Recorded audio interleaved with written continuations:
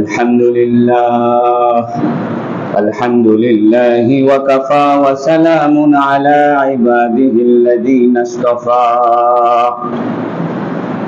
الحمد لله الذي وحده والصلاة والسلام على من لا نبي بعده وبشانه قال جل وعلا إن الله وملائكته يصلون على النبي يا أيها الذين آمنوا صلوا عليه وسلموا تسليما اللهم صل على محمد وعلى آل محمد كما صليت على إبراهيم وعلى آل إبراهيم إنك حميد مجيد اللهم بارك على محمد وعلى آل محمد كما باركت على إبراهيم وعلى آل إبراهيم إنك حميد مجيد أما بعد فقد قال الله تبارك وتعالى في سورة الممتحنة المدنية بسم الله الرحمن الرحيم يا أيها الذين آمنوا إذا جاءكم المؤمنات مهاجرات فامتحنوهن الله أعلم بإيمانهن فإن علمتموهن مؤمنات فلا ترجعوهن إلى الكفار لا هن حل لهم ولا هم يحلون لهن وآتوهم ما أنفقوا ولا جناح عليكم أن تنكحوهن إذا آتيتموهن أجورهن ولا تمسكوا بعصم الكوافر واسألوا ما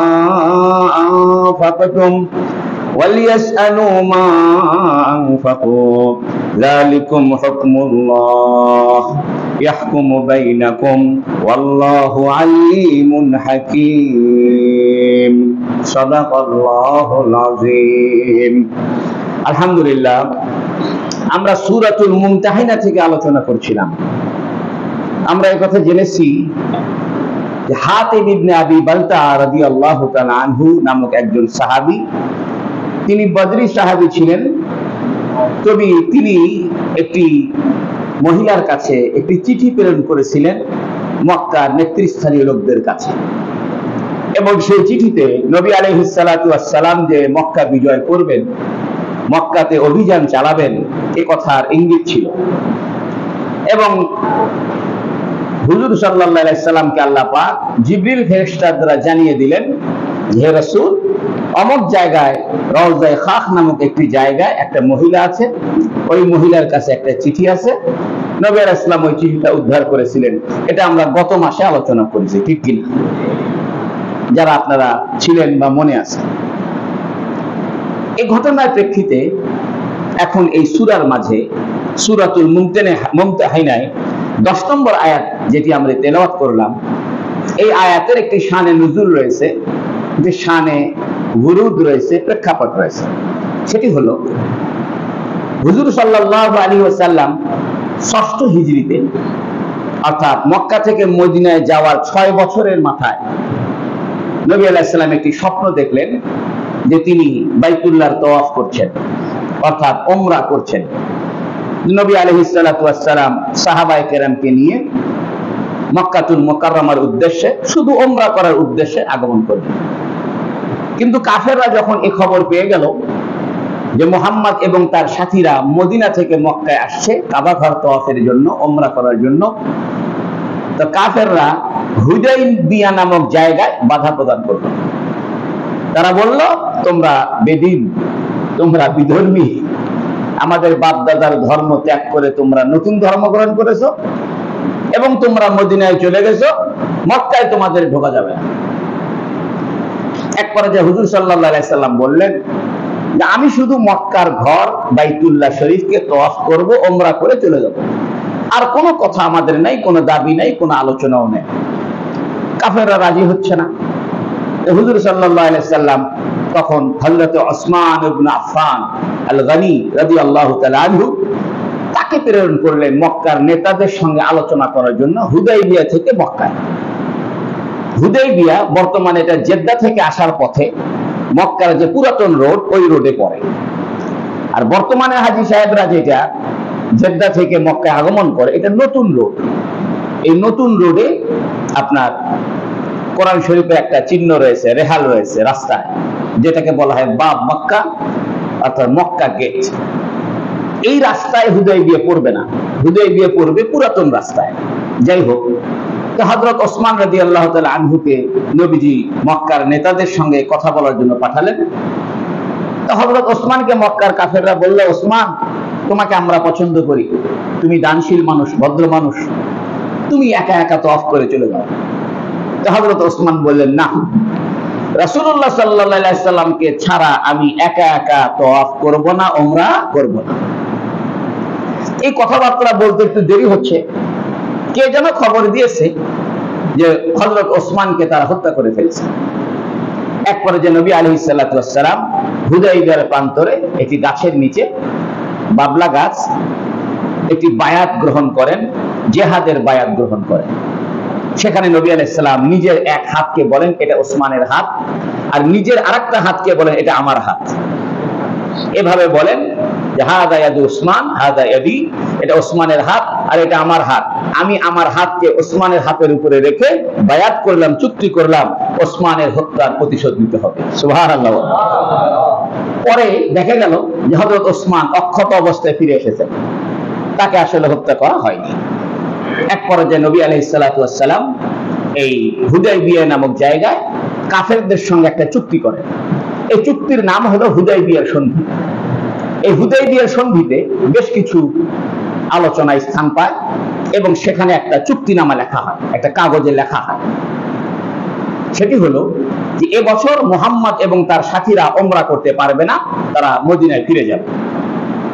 2 নম্বরে, আগামী বছর তারা ওমরার জন্য আসতে পারবে, তবে 3 দিনের বেশি থাকতে পারবে না।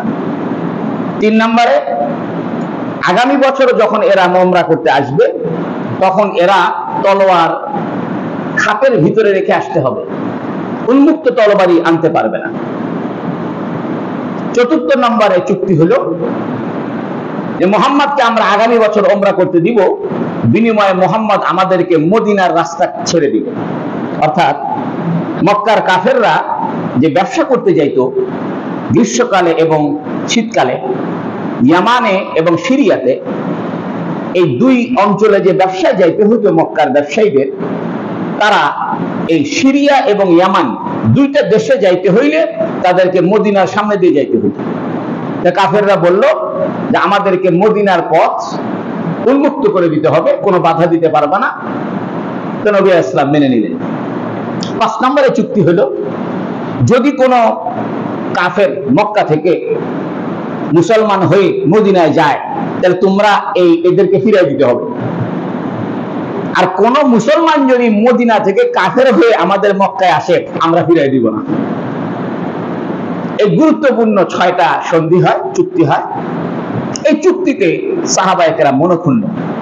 বিশেষ করে হযরত ওমর রাদিয়াল্লাহু আনহু বললেন, ইয়া রাসূলুল্লাহ, এটা কেমন চুক্তি? এটা একটা পরাজিত চুক্তি, এটা একটা নতজানু চুক্তি, আমরা এই চুক্তি মানতে রাজি নেই। তারপরে নবীজি সাল্লাল্লাহু আলাইহি ওয়াসাল্লাম এই চুক্তি করলেন। চুক্তির কাগজের ভিতরে, চুক্তির পত্রে লেখা হলো, হাযা মিন মুহাম্মদ রাসূলুল্লাহ সাল্লাল্লাহু আলাইহি সাল্লাম ইলা কুফারে কুরাইশ। অর্থাৎ এই চুক্তিনামা মুহাম্মদ আল্লাহর রাসূলের পক্ষ থেকে মক্কার কাফেরদের সঙ্গে চুক্তি। তখন আবু সুফিয়ান এরা বলল যে আমরা তো মুহাম্মদকে আল্লাহর রাসূল মানি না, অতএব আল্লাহর রাসূল এটা কেটে দিতে হবে, এই শব্দ আমরা মানব না। এখানে লিখতে হবে হাযা মিন মুহাম্মদ ইবনে আব্দুল্লাহ, আব্দুল্লাহর পুত্র মুহাম্মদের পক্ষ থেকে এই চুক্তি। সাহাবায়ে কেরাম আরো রাগান্বিত।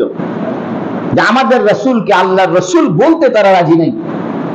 নবী বললেন, ইয়া আলী আমহু, হে আলী এটা মিশায়া দাও। কাফের রাজা বলতেছে মেনে নাও, মুহাম্মাদুর রাসূলুল্লাহ বাদ দিয়া মুহাম্মদ বিন আব্দুল্লাহ এটা লিখে দাও।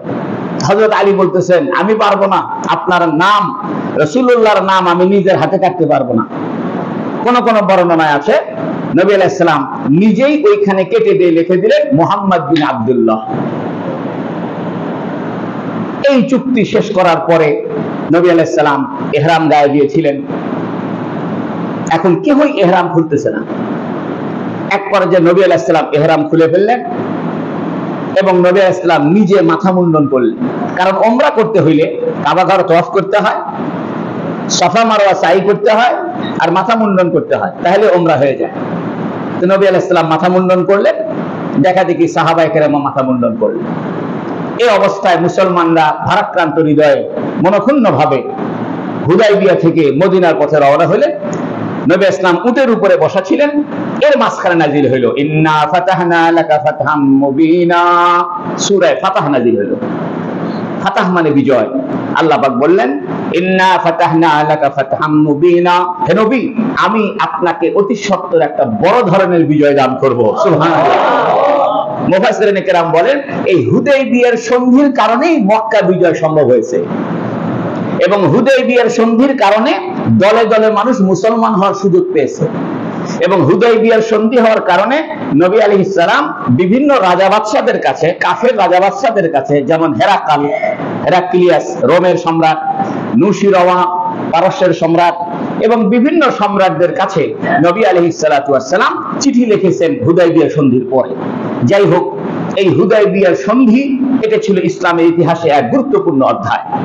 আল্লাহ পাকের ফজল, আমি ওই হুদায়বিয়ার যে জায়গা ওইখান থেকেও ওমরা করার সুযোগ আল্লাহ আমাদের দিয়েছে। বলে আপনাদের জন্য দোয়া করি আপনারাও যেন হুদায়বিয়ার জায়গা থেকে একটা ওমরা করতে পারেন। অর্থাৎ আমরা যারা হজে যাই আমরা শুধু আয়েশা মসজিদ থেকে ওমরা করি, এরা জানে না কোন কোন জায়গা থেকে ওমরা করা যায়। একটা গুরুত্বপূর্ণ জায়গা হলো হুদায়বিয়া। নবী ইসলাম হুদায়বিয়া থেকে পরবর্তী বছর আবার ইহরাম বেঁধে ওমরা করেছেন। জিরানা থেকে নবী ইসলাম ওমরা করেছেন। তো ওমরা করার আরো অনেকগুলো পয়েন্ট রয়েছে। যাই হোক, তো হুদায়বিয়া সেই জায়গাটা সৌদি সরকার বর্তমানে ঘিরে রেখেছে। একটা সাইনবোর্ডের ভিতরে এই হুদায়বিয়ার চুক্তিগুলো, কথাগুলো একটা সাইনবোর্ডে লেখা রয়েছে। এটা একটা প্রত্নতাত্ত্বিক অঞ্চল হিসেবে এটা স্বীকৃত হয়েছে, হেরিটেজ অঞ্চল হিসেবে। যাই হোক, এই হুদায়বিয়ার সন্ধির অনেক উপকারিতা রয়েছে। হুদায়বিয়ার সন্ধির কারণে মুসলমানদের সঙ্গে অন্যান্য দেশের কাফেরদের যোগাযোগের একটা সুযোগ সৃষ্টি হয়। যাই হোক, এখন এই হুদায়বিয়ার সন্ধির পরে কিছু ঈমানদার মক্কা থেকে ঈমান গ্রহণ করে মদিনায় গিয়েছিল। নবী ইসলাম তাদেরকে ফিরিয়ে দিয়েছেন যে না, আমাদের সঙ্গে কাফেরদের চুক্তি আছে যে কোন মুসলমান যদি মক্কা থেকে ঈমান গ্রহণ করে মদিনায় আসে তাকে ফিরিয়ে দিতে হবে, তোমরা যাও। কিছু দেখা গেল কিছু মহিলা আসছে। এই মহিলারা যখন আসছে, এদের স্বামীরা কাফের, মক্কায় থাকে, কিন্তু এরা হলো ঈমানদার। এরা যখন স্বামী ছাড়া একটা দলবদ্ধ ভাবে মদিনায় পৌঁছেছে, তখন নবী আলাইহিস সালাম এদেরকে আর ফিরাইয়া দেননি। এবং নবী আলাইহিস সালাম যে এই মহিলাদেরকে ফিরাইয়া দিলেন না, এটাকে চুক্তির বহির্ভূত কাজ হলো কিনা এবং এই মহিলাদের সঙ্গে নবী আলাইহিস সালাম কি আচরণ করেছেন সে বিষয়ে আজকের আয়াত নাযিল হয়েছে। কি আয়াত? আমি আগে তরজমাটা শোনাই। ইয়া আইয়ুহাল্লাযীনা আমানু, হে ঈমানদারেরা, ইযা জাআকুমুল মুমিনাত, যদি তোমাদের কাছে কোনো ঈমানদার মহিলারা আসে, মুহাজিরাতিন, হিজরত করে, অর্থাৎ মক্কা থেকে হিজরত করে মদিনায় আসে, ফামতাহিনুহুন্না, তাহলে তোমরা তাদেরকে পরীক্ষা নাও, তাদেরকে যাচাই বাছাই করো, আসলেই এরা ঈমান গ্রহণ করে এসেছে নাকি স্বামীর সাথে রাগারাগি করে চলে এসেছে, নাকি কোন ছেলের সঙ্গে তার প্রেমের সম্পর্ক আছে যে কারণে সে মদিনায় আসছে। অর্থাৎ মহিলারা যে মক্কা থেকে মদিনায় আসলো, এদের ব্যাপারে হে নবী আপনি একটু পরীক্ষা গ্রহণ করেন, এদের খোঁজ খবর নেন, যাচাই বাছাই করেন। ইয়া আইয়ুহাল্লাযীনা আমানু, হে ঈমানদাররা, ইযা জাআকুমুল মুমিনাতু মুহাজিরাতিন, যখন মুমিন নারীগণ, ঈমানদার নারীগণ হিজরত করে তোমাদের কাছে আসবে, ফামতাহিনুহুন্না, তাদেরকে পরীক্ষা নাও। আল্লাহু আ'লামু বিঈমানিহিন্না, আল্লাহ তাদের ঈমান সম্পর্কে অধিক অবগত। অন্তরে ঈমান আছে কি নাই এটা তো তুমি জানো না, তবে বাহ্যিক দৃষ্টিকোণ থেকে তাদেরকে পরীক্ষা গ্রহণ করো, আসলেই তারা ঈমানের টানে এসেছে, আল্লাহ রাসূলের মহব্বতে এসেছে, নাকি মক্কায় স্বামীর সঙ্গে রাগ করে চলে এসেছে, নাকি মদিনায় কোন পুরুষের সঙ্গে তার বিবাহের ইচ্ছা আছে, ভালোবাসার টান এসেছে, নাকি অন্য কোনো কারণে এসেছে, এটা খোঁজ দাও। কারণ ইতিপূর্বে একজন মহিলা আসছিল, গানওয়ালা মহিলা, মনে আছে? যাকে হাতে বিনা আবি বালতা কি দিয়েছিল, চিঠি দিয়েছিল। আমি আগে তরজমা শোনাই, তারপরে ব্যাখ্যা। ফাইনা আলিমতুমুহুন্না মুমিনাতিন, যদি তোমরা জানতে পারো ওই মহিলাদের সম্পর্কে, মুমিনাতিন, এরা ঈমানদার, অর্থাৎ বাস্তবেই আল্লাহ রাসূলের মহব্বতে মক্কা থেকে মদিনায় হিজরত এসেছে, ফালা তারজিউহুন্না ইলাল কুফার, তাহলে তোমরা তাদেরকে কাফেরদের কাছে ফিরিয়ে দিও না। যেমন চুক্তিতে ছিল যে কেউ ঈমান গ্রহণ করে মক্কা থেকে মদিনায় আসলে কি করতে হবে, ফেরত দিতে হবে, তোমরা মহিলাদেরকে ফিরে দিবে না। এখন আল্লাহ বলতেছেন লাহুন্না হিল্লুল লাহুম, এই মহিলারা তাদের স্বামীদের জন্য হালাল নাই, কারণ তারা স্বামীরা কি কাফের, আর এরা কি মুসলমান। তো মুমিনের সঙ্গে কাফেরদের বিবাহ বন্ধন বৈধ থাকে না, এরা ওদের জন্য হালাল নাই। লাহুন্না হিল্লুল লাহুম, এই মহিলারা যারা ঈমান গ্রহণ করে মক্কা থেকে মদিনা এসেছে, এরা হালাল নাই, লাহুম, তাদের জন্য। তাদের জন্য মানে ওই ওদের স্বামী যারা মক্কায় কাফের অবস্থায় আছে। ওয়ালা হুম ইয়াহিল্লুনা লাহুন্না, আর তারাও এদের জন্য হালাল নাই, অর্থাৎ এই মহিলারাও তাদের জন্য হালাল নাই, তাদের প্রাক্তন স্বামীদের জন্য, কাফের স্বামীদের জন্য। আবার কাফের স্বামীদের জন্য এই ঈমানদার মহিলারা কি নাই, হালাল নাই। ওয়া আতুহুম মা আনফাকু, তোমরা তাদেরকে দিয়ে দাও যা তারা খরচ করেছে। অর্থাৎ এর মনোযোগ দিয়ে শুনতে হবে, আছে।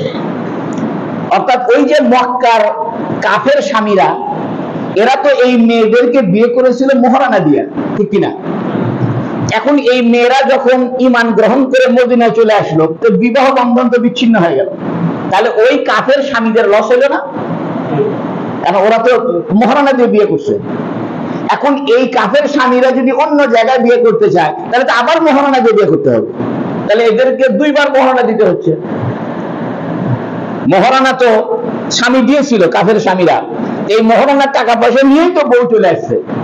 এই জন্য আল্লাহ বলতেছেন জুলুম করো না। যদিও তারা কাফের, কিন্তু অর্থনৈতিক ক্ষেত্রে কাফেরদের সঙ্গে কি নাই, জুলুম নাই, ইনসাফ করো, যদিও তারা কাফের। তাই বলতেছে ওয়া আতুহুম মা আনফাকু, তোমরা তাদেরকে দিয়ে দাও। এই মহিলারা যারা ঈমানদার মহিলা মক্কা থেকে মদিনা আসছে, এদের স্বামী যারা কাফের মক্কায় আছে, এরা তো মোহরানা খরচ করে বিয়ে করেছিল, তো তোমরা এদের মোহরানা পরিশোধ করো। কিভাবে পরিশোধ করবে? দুইটা রাস্তা, তিনটা রাস্তা। একটা রাস্তা হলো, তোমরা যদি এই মেয়েকে বিয়ে করো, যে মেয়েটা ঈমান গ্রহণ করে মক্কা থেকে মদিনা আসলো, তাহলে এই মেয়েকে মোহরানা দাও, দিয়ে ওই মহিলাকে বলো তোমার প্রাক্তন কাফের স্বামীর মোহরানা কি করে দাও, ফেরত দাও। এটা একটা রাস্তা। আরেকটা রাস্তা হইলো, যদি এই মেয়ে অত পরিমাণ মোহরানা না পায়, হয়তো কাফের স্বামী বিয়ে করেছিল 1 লক্ষ টাকা মোহরানা দিয়া, এখন এখানে আসার পরে মুসলমান সাহাবীরা ওই মেয়েকে বিয়ে করছে 50,000 টাকা মোহরানা দিয়া, আরো 50,000 তো তাকে দিতে হবে। এই টাকাটা হয় মুসলমানরা চাঁদা তুলে দিবে, অথবা বাইতুল মাল থেকে, রাষ্ট্রীয় তহবিল থেকে দিবে। তাই আল্লাহ বলতেছে ওয়া আতুহুম মা আনফাকু, ওই কাফের স্বামীরা যারা মক্কায় রয়ে গেছে, এরা যে টাকা পয়সা খরচ করে এই মেয়েদেরকে বিয়ে করেছিল এবং মোহরানা দিয়েছিল, এই মোহরানার টাকাটা ঈমানদার এই মহিলারা যারা মদিনায় আসলো, এরা যেন তাদের মক্কার প্রাক্তন কাফের স্বামীদেরকে কি করে ফিরিয়ে দেয়। ওয়ালা জুনাহা আলাইকুম আন তানকিহুহুন্না, তোমাদের জন্য কোনো ক্ষতি নাই, কোনো গুনাহ নাই, তোমরা এই মেয়েদেরকে বিয়ে করে নিতে পারবা। অর্থাৎ যে মেয়েরা মক্কা থেকে মদিনায় আসলো, ইযা আতাইতুমুহুন্না উজুরাহুন্না, যখন তোমরা তাদেরকে আবার মোহরানা দিবা। অর্থাৎ তোমরা যদি বিয়ে করতে চাও, এ কথা বলতে পারবে না মোহরানাটা একবার পেয়েই গেছো, আবার মোহরানা কি ফিরি ফিরি বিয়ে করবে, তা হবে না। তোমরা যদি আবার বিয়ে করতে চাও তাহলে আবার কি দিতে হবে? মহারণা দিতে হবে। এখান থেকে কিন্তু মাসআলা বের হয়েছে, ফিকহের মাসলা বের হয়েছে। এই মাসলাগুলো আমি পরে বলতেছি, তরজমাটা শুনেন। এখন আল্লাহ বলতেছে তোমাদেরও তো কিছু বউ আছে যারা মক্কায় থেকে গেছে। কিছু মুসলমান তো ঈমান গ্রহণ করে কোথায় চলে আসছে? মদিনায় আসছে। বহু মুসলমানের বউ কাফের অবস্থায় কোথায় আছে? মক্কায় আছে। এদের সম্পর্কে বলছে ওয়ালা তুমসিকু বিআসামিল কাওয়াফির, তোমরা কাফের নারীদের দাম্পত্য সম্পর্ক আটকে রেখো না, সংযুক্ত রেখো না, ধরে রেখো না। অর্থাৎ তোমাদের বউরা যারা কাফের আছে মক্কা, এদেরকে কি করো? ছেড়ে দাও। ওয়াসআলু মা আনফাকতুম, এবং ওই যে তোমাদের বউরা যারা কাফের হয়ে আছে, তোমরা তো ওদেরকে মোহরানা দিয়ে বিয়ে করছিলে, তোমরা ওদের থেকে মোহরানার টাকা চায় না। কতটা বুঝছেন? বুঝতেছেন নি? আরে হাহু কম, তাছাড়া তো কথা আগাবে না। মানে প্রথমে বললো তোমাদের কাফের মহিলারা যারা ইসলাম গ্রহণ করে মদিনায় এসে গেল, এদের প্রাক্তন কাফের স্বামীদেরকে মোহরানা শোধ করে দিতে বলো, ফিরাই দিতে বলো। আর তোমাদের কিছু বউ তো কোথায় থেকে গেছে? মক্কায় থেকে গেছে। তোমরা এই বউদেরকে যারা বিয়ে করবে তাদের কাছে বলো যে আমার বউ ছিল এটা, আমার বউকে যে তুমি বিয়ে করলা, তো ওই আমার বউকে যে মোহরানা দিছো সেটাকে আমাদেরকে কি করো? ফিরাই দাও। তাই বলতেছে ওয়াসআলু মা আনফাকতুম, চেয়ে নাও মা আনফাকতুম, তোমরা যা খরচ করেছো। ওয়ালিয়াসআলু মা আনফাকু, এবং তারাও যেন চেয়ে নেয় যা তারা খরচ করেছে। অর্থাৎ ওই মক্কার প্রাক্তন স্বামীরাও যেন চেয়ে নেয়, তোমরাও চেয়ে নাও। যালিকুম হুকমুল্লাহ, এটা আল্লাহর হুকুম। ইয়াহকুমু বাইনাকুম, তিনি তোমাদের মাঝে ন্যায় সঙ্গত ফয়সালা করে দিবেন। ওয়াল্লাহু আলিমুন হাকিম, আল্লাহ পাক সর্ববিষয়ে জ্ঞানী, হাকিম সর্ববিষয়ে প্রজ্ঞাময়, সর্ববিষয়ে প্রজ্ঞার অধিকারী, কৌশলের অধিকারী, গভীর জ্ঞানের অধিকারী। এটা হলো তরজমা। এখন প্রথম কথা আসেন, চুক্তি ছিল যারা ঈমান গ্রহণ করে মক্কা থেকে মদিনায় আসবে এদেরকে কি করে দিতে হবে? ফিরাই দিতে হবে। তো নবী আলাইহিস সালাম তো ফিরাই দিলেন না, বরং আল্লাহ ফিরাই দিতে নিষেধ করলো। তাহলে চুক্তি ভঙ্গ হলো কিনা, এ ব্যাপারে মুফাসসিরিনে কেরাম বলতেছেন যে আসলে এই চুক্তির ভিতরে শুধু পুরুষরা অন্তর্ভুক্ত ছিল। কোরআন হাদিস শরীফে হুদায়বিয়ার সন্ধির যত চুক্তির বর্ণনা রয়েছে, কিছু চুক্তির বর্ণনায় বোঝা যায় যে ঈমানদার মাত্রই ফিরাই দিতে হবে। অর্থাৎ যারা এই মক্কা থেকে ঈমান গ্রহণ করে মদিনায় আসবে তাদেরকে কি করতে হবে?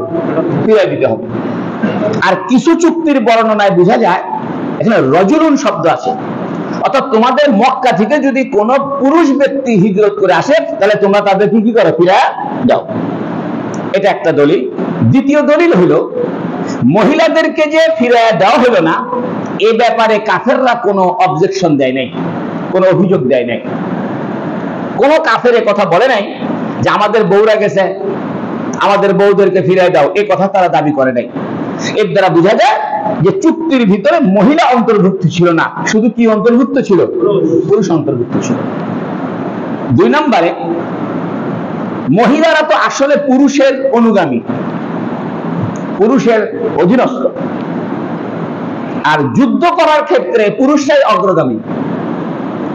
যেহেতু এই চুক্তিটা হয়েছে মূলত যুদ্ধ কৌশল হিসাবে, কারণ মক্কার মানুষ যদি সব মুসলমান হয় মদিনায় চলে যায়, তাহলে পরবর্তীতে যদি মুহাম্মদ সাল্লাল্লাহু আলাইহি ওয়াসাল্লাম মক্কা আক্রমণ করে, তাহলে মক্কা রক্ষার জন্য পুরুষ পাওয়া যাবে না। এই জন্য এরা এই দাবিটা করছে যে আমাদের মক্কা রক্ষা করার জন্য যাতে যুদ্ধ উপযোগী পুরুষ কম হয়ে না যায়। এই জন্য মহিলাদেরকে যে নবী ফিরায় দিলেন না, এবং আল্লাহ পাকও যে ফিরায় দিতে নিষেধ করলেন, এটা চুক্তির অন্তর্ভুক্ত ছিল না, এটা চুক্তির বাহিরেই ছিল। এটা কথা শেষ। এখন আল্লাহ বলছেন ইয়া আইয়ুহাল্লাযীনা আমানু, হে ঈমানদারেরা, ইযা জাআকুমুল মুমিনাত, যখন তোমাদের কাছে ঈমানদার মহিলারা আসবে, মুহাজিরাতুন, হিজরত করে, ফামতাহিনুহুন্না, তাদেরকে পরীক্ষা নাও। আর কি পরীক্ষা নিছে? এই পরীক্ষার বিষয় হলো এরকম যে তোমরা বাস্তবে ঈমান গ্রহণ করছো, নাকি কোনো ধান্দাবাজি নিয়ে আসছো, নাকি পূর্বের স্বামীর সাথে গন্ডগোল করে আসছো, নাকি এখানে কোনো পুরুষের সাথে প্রেম আছে তার জন্য আসছো, নাকি ব্যবসা করার জন্য আসছো, নাকি চর্য বিক্রি করার জন্য আসছো, অর্থাৎ গোয়েন্দাগিরি করা, সিআইডিগিরি করার জন্য আসছো। এর দ্বারা বোঝা যায় যুগে যুগে মারাত্মক ধরনের গোয়েন্দা কাজে ব্যবহার করা হয় মহিলাদেরকে। এখনো আন্তর্জাতিক বিশ্বে খুব সূক্ষ্ম সূক্ষ্ম কাজে, গুরুত্বপূর্ণ কাজে যে গোয়েন্দা ব্যবহার করা হয়, এই গোয়েন্দারা পুরুষ না মহিলা? মহিলা। এই জন্য মহিলাদের থেকে সাবধান। বিশেষ করে মোসাদ, ইহুদিরা, ইহুদিদের গোয়েন্দা সংস্থা যে মোসাদ, এই মোসাদের গুরুত্বপূর্ণ গোয়েন্দা হলো মহিলারা। এই যে ইরানে হত্যাকাণ্ড ঘটাইলো আপনার ইসমাইল হানিয়াকে, এদের সাথে মহিলা যুক্ত। এবং বড় বড় রাষ্ট্রপ্রধানদের সঙ্গে ঝামেলা করা, এটা মহিলা যুক্ত। কারণ মহিলা, সুন্দরী মহিলার কাছে পুরুষরা কাবু। প্রত্যেক পুরুষ সুন্দরী মহিলার কাছে কি কাবু। এই জন্য আন্তর্জাতিক ভাবেও ইহুদিরা মহিলাদেরকে গুপ্তচর হিসেবে ব্যবহার করত, সুন্দরী মেয়েদেরকে ব্যবহার করত। এখনো বড় বড় অফিসারদের কাছে সুন্দরী মহিলা পাঠাইলে অফিসারের দ্বারা সব কাজ করা সম্ভব। আবার অফিসার কথা শোনে না, অফিসার বউকে খুশি করাইলে অফিসার শোনে। এই জন্য নবী আলাইহিস সালাম, আল্লাহ পাক তাদেরকে পরীক্ষা করার কথা বলেছেন। আর কি বিষয় পরীক্ষা করেছেন বিস্তারিত সেটা সামনের আয়াতে আসতেছে, এই জন্য আমি এখন আর বলবো না। এখন আসেন, আল্লাহ বলতেছেন, তাহলে বুঝে গেল কারো ব্যাপারে পরীক্ষা নিরীক্ষা করা বৈধ। একজন অমুসলিম, হিন্দু, খ্রিস্টান, বৌদ্ধ, সে বলতেছে হুজুর আমি মুসলমান হব। তাহলে হুজুরের দায়িত্ব হবে তুমি কেন মুসলমান হইবে এটা খোঁজ নেওয়া। কি কারণে মুসলমান হইবা? বিয়ে করার জন্য, নাকি বাস্তবে ইসলামকে মহব্বত করে? যদি ইসলামকে মহব্বত করে ইসলাম গ্রহণ করো, তাহলে বলো কি কারণে তোমার ইসলাম পছন্দ। সে যদি সুন্দর উত্তর দিতে পারে, বোঝা যাবে সে আসলেই ইসলাম গ্রহণ করার জন্যই ইসলাম গ্রহণ করেছে। আল্লাহ বলতেছেন, আল্লাহু আ'লামু বিঈমানিহিন্না, আল্লাহ তাদের ঈমান সম্পর্কে অধিক জানে। অর্থাৎ তোমরা পরীক্ষা নিরীক্ষা করলেই যে সে ঈমানদার হবে, আর পরীক্ষা নিরীক্ষা না করলেই যে সে বেঈমান হবে, এরকম না।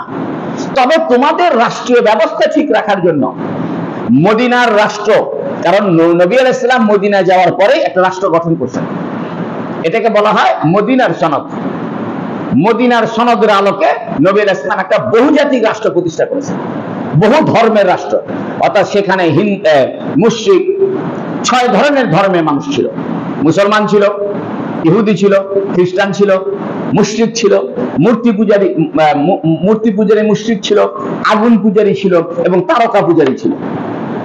অর্থাৎ 6 ধরনের ধর্মের মানুষকে নিয়ে নবী আলাইহিস সালাম মদিনার একটা কল্যাণ রাষ্ট্র প্রতিষ্ঠা করেছেন। এটা একটা অসাম্প্রদায়িক রাষ্ট্র ছিল, সকল ধর্মের মানুষের বসবাসের উন্মুক্ত সুযোগ ছিল। শুধু মুসলমানরাই মদিনায় থাকবে, কাফেরদেরকে বাড়ি করে দাও সেরকম না। মুসলমানদের পাশাপাশি আরো 6টা ধর্মের মানুষ মদিনায় থাকতো। এর দ্বারা আল্লাহ বুঝাইতে চায় তোমাদের পরীক্ষা নিরীক্ষা এটা বাহ্যিক ভাবে, জাহেরি ভাবে, যাতে তোমাদের রাষ্ট্রের কোনো ক্ষতি না হয়। এখান থেকে আমরা প্রমাণ করতে পারি যে বিদেশি কোনো মানুষ যদি কোনো রাষ্ট্রে ঢুকতে চায়, তাহলে তার পরিচয়পত্র, পাসপোর্ট নেওয়া, তার বৈধ কাগজপত্র চেক করা, এটা শরীয়তের বহির্ভূত হবে না, বরং এটা শরীয়তের অনুযায়ী হবে। কেউ যদি বলে যে বিদেশ থেকে একজন মানুষ বাংলাদেশে ঢুকতেছে, আবার পাসপোর্ট ভিসার দরকার কি, এমনি আমরা ঢুকে দেন, এটা ইসলাম এটা বাধ্য করেনি। বরং ইসলাম এ কথারই উৎসাহ দিয়েছে যে তোমাদের দেশে যদি বাইরের কেউ আসে, তাহলে তাকে চেকিং করে খোঁজ খবর নিয়ে, তার বৈধ কাগজপত্র নিয়ে, তার সঠিক আছে কিনা, সে দুষ্কৃতিকারী কিনা, তাহলে তাকে ঢোকার অনুমতি দাও। আর যদি দুষ্কৃতিকারী হয়, তাহলে তোমার দেশে ঢুকতে না দেওয়ার অধিকার তোমার আছে। তাই আল্লাহ বলছে আল্লাহু আ'লামু বিঈমানিহিন্না, আল্লাহ তাদের ঈমান সম্পর্কে ভালো জানে। এখন আল্লাহ বলতেছেন ফাইন আলিমতুমুহুন্না, যদি তোমরা জেনে যাও, মুমিনাতিন, তাদেরকে মুমিন সম্পর্কে জেনে যাও, ফালা তারজিউহুন্না ইলাল কুফার, কাফেরদের দিকে ফিরিয়ে দিও না। এর দ্বারা বোঝা যায় কোন মহিলা যদি ইসলামী রাষ্ট্রে আশ্রয় চায় ঈমানের ভিত্তিতে, তাহলে ইসলামী রাষ্ট্র সেই মহিলাকে আশ্রয় দিতে বাধ্য। এখন আল্লাহ বলছে লাহুন্না হিল্লুল লাহুম, ওই মহিলারা হালাল নয় তাদের জন্য। কাদের জন্য? তাদের প্রাক্তন স্বামীদের জন্য হালাল নয়। ওয়ালা হুম ইয়াহিল্লুনা লাহুন্না, এবং ওই প্রাক্তন স্বামীরাও এদের জন্য হালাল না। আচ্ছা, কথাটা তো একই, ডবল কেন করলো আল্লাহ? কথা তো একটাই। আমি যদি বলা হয় যে মহিলারা মক্কা থেকে ঈমান গ্রহণ করে মদিনায় এসেছে, এদের জন্য তাদের প্রাক্তন স্বামীরা হালাল না, কথা শেষ। তাহলে ওরা যদি হালাল না হয়, তাহলে ওই প্রাক্তন স্বামীরা এদের জন্য কি হবে না? হালাল হবে না। এইখান থেকে একটা মাসলা বের হয়েছে। মাসলা হইল, ইমামে আজম আবু হানিফা রাহমাতুল্লাহ আলাইহি বলেন, এখানে যে বৈবাহিক সম্পর্ক বিচ্ছিন্ন হয়ে গেল, এটার কারণ কি?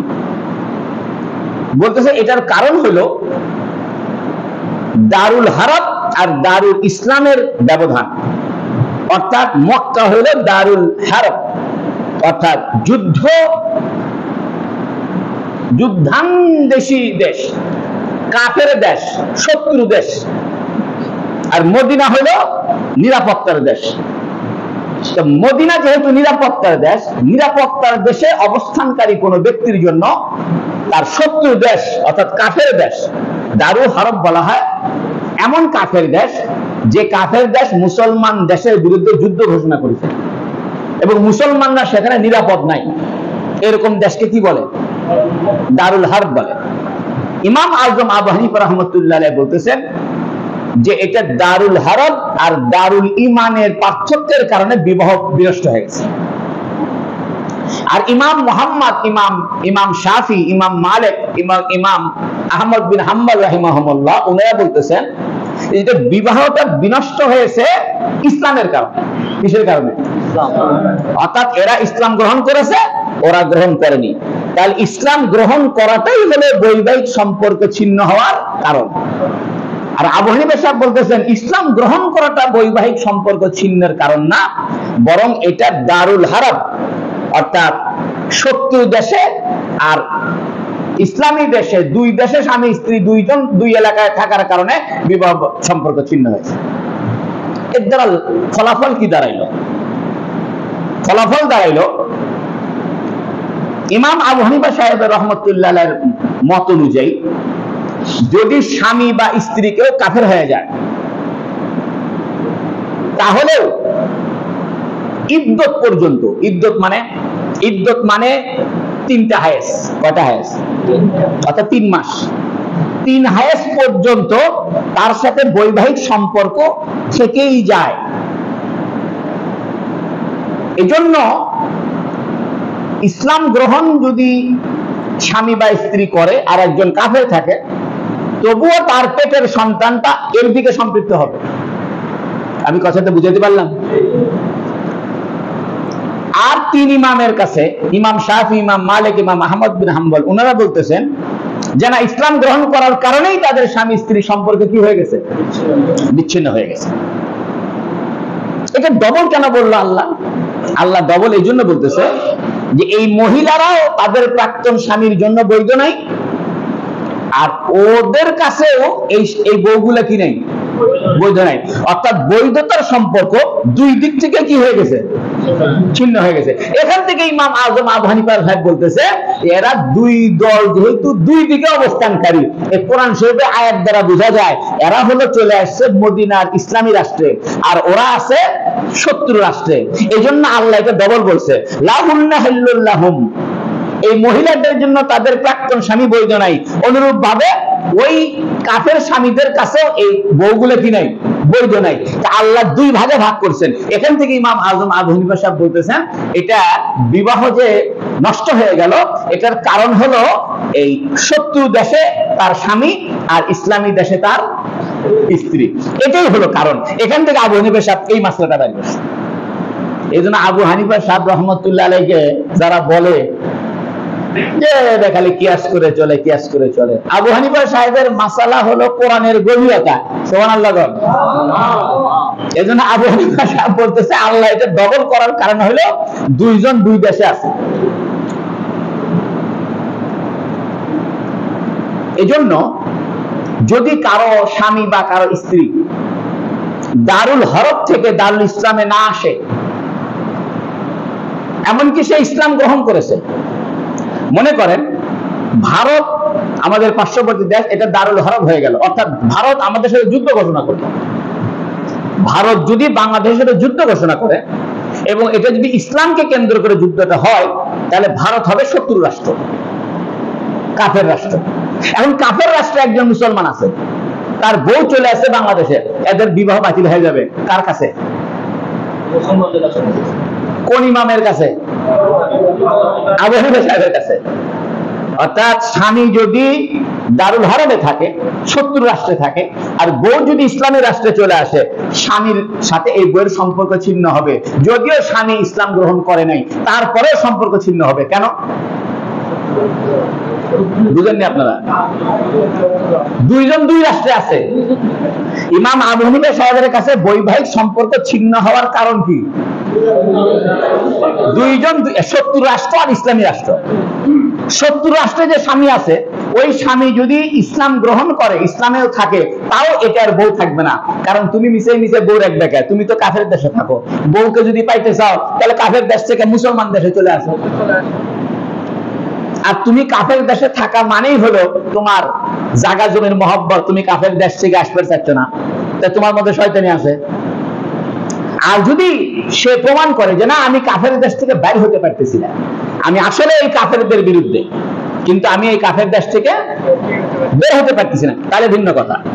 এই জন্য ইমাম আবু হানিফা সাহেব রহমতুল্লাহের মাযহাব অনুযায়ী স্বামী যদি শত্রু কাফের দেশে থাকে আর বউ যদি ইসলামী দেশে পার হয়ে আসে, আর স্বামী যদি শত্রু কাফের দেশ থেকে পার না হয়ে আসে, তাহলে এদের বিবাহ বিচ্ছিন্ন হয়। আর ইমাম শাফি, ইমাম মালিক আর ইমাম আহমদ বিন হাম্বল রাহিমাহুল্লাহ ওনারা বলতেছে না, বিচ্ছিন্ন হবে না, ইসলাম হলো বিচ্ছিন্নতার কারণ। তবে বুঝছেন, যাই হোক, তবে আবু হানিফা সাহেবের কথাটাই ভালো। আবু সাহেব বলতেছে, তুমি কাফের দেশে থাকলে, বউ তোমার ইসলামের দেশে, তুমি কোনো কারণ ছাড়া কাফের দেশে থাকতেছো, তোমার বউ কিভাবে থাকবে? তোমার বউ তো আর কাফের দেশে যাবে না, আর তোমার বউয়ের শারীরিক চাহিদা পূরণ করবে কে? অতএব তোমাদের বিয়ে শেষ। আর তিনি ইমাম বলতেছে যে না, ইসলাম থাকা পর্যন্ত বউ থেকে যাবে। তাহলে এটা এক ধরনের কিন্তু একটু জুলুম হয়, কারণ সে কাফের দেশে থেকে যাবে, মাসকে মাস বছরকে বছর আসবে না। এইখান থেকে বলা হয়, কারো স্বামী যদি বিদেশ যায় থাকে বছরকে বছর, তার বউ বাংলাদেশে, আর বউ থাকবে কিনা? কথা বুঝছেন? বউ থাকবে, কারণ যারা গেছে এরা শত্রু রাষ্ট্রে যায়নি। তবে যদি শত্রু রাষ্ট্রে পরিণত হয়ে যায়, তাহলে ইমাম আবু হানিফা সাহেবের কথা অনুযায়ী কি থাকবে না? বউ। তারপরেও ইসলামের চাহিদা হলো স্বামী স্ত্রী একসাথে থাকা। এই জন্য আমাদের সমাজে যে স্বামী স্ত্রীর গন্ডগোল, বউ চাকরি করে ঢাকা, স্বামী চাকরি করে রাজশাহী, 1 মাস 2 মাস পরে আসে মিল হয়, এটা ইসলাম পছন্দ করে। ইসলাম বলতেছে স্বামী স্ত্রী এক জায়গায় থাকবে। একটা হাদিস শোনেন, একবার আব্দুল্লাহ বিন ওমর, হযরত ওমরের ছেলে, তার আব্বা ওমরকে বলতেছে, আব্বা আজকে আমার বাড়িতে আপনার দাওয়াত। বেটা বাপকে দাওয়াত দিচ্ছে, কিসের? বাড়িতে দাওয়াত দিচ্ছে। এর মানে কি বাপ বেটা এক বাড়িতে থাকে না 2 বাড়িতে থাকে? 2 বাড়িতে থাকে। এই জন্য ইসলামের দৃষ্টিভঙ্গি হলো বিয়ে করলে বাড়ি আলাদা করে। কিন্তু আমাদের দেশে হলো বিয়ে করে বাপের সাথে থাকো সারা জীবন, বেটার বউ থেকে বাপ খেদমত নাও।